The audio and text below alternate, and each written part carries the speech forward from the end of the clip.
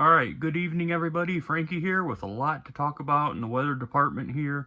We have a major storm system that is moving into the area on the Palouse here in Pullman, going to produce very strong winds overnight tonight and tomorrow morning, along with heavy rain, maybe even some thunderstorms to go with that. The problem is we're already expecting winds to exceed 70 miles per hour in gusts, especially between about 1 a.m.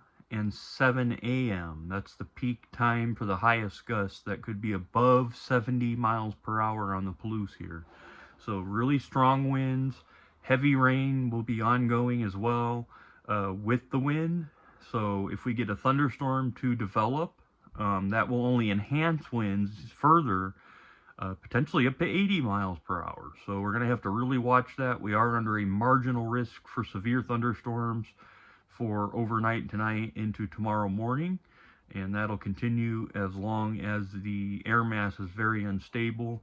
Um, we have convective available potential energy values that are up to 500, a most unstable cape anyway, up to 500 joules per kilogram, which is plenty to support those winds making it down to the surface, and surface gusts of 75 to 80 miles per hour enhanced in those storms. So not only are we expecting winds in excess of 70 miles per hour alone without the storms, just with the rain, but if you get that thunderstorm, you're really going to see that enhanced wind and potentially some widespread damage occurring in many areas with this storm system.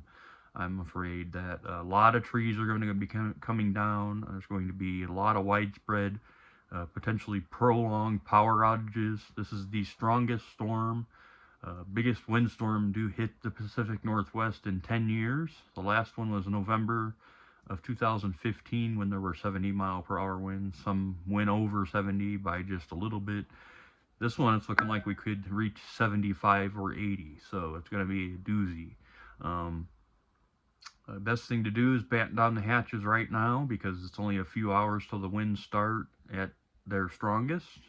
So be prepared and be aware. That's the best thing to do. It's better to be prepared and have it not happen than not be prepared and have it happen.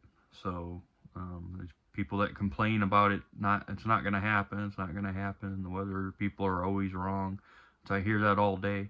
I don't need to hear that because it's called a forecast. People don't understand. They don't understand the weather at all. What goes into it to produce a forecast. Um, Humans are not 100% right every time, okay? And computer models change. That's what we look at to determine what storms are coming. We rely on those models to determine what type of weather is coming. And if it doesn't happen, that's great. Why would you want that? Why would you want winds of 75 miles per hour to happen, right? You know. So if it doesn't happen and you prepared for it, what's the worst that happens, right? You just didn't get the storm, which is great. Nothing got damaged, nothing got hurt. You were prepared. That's great.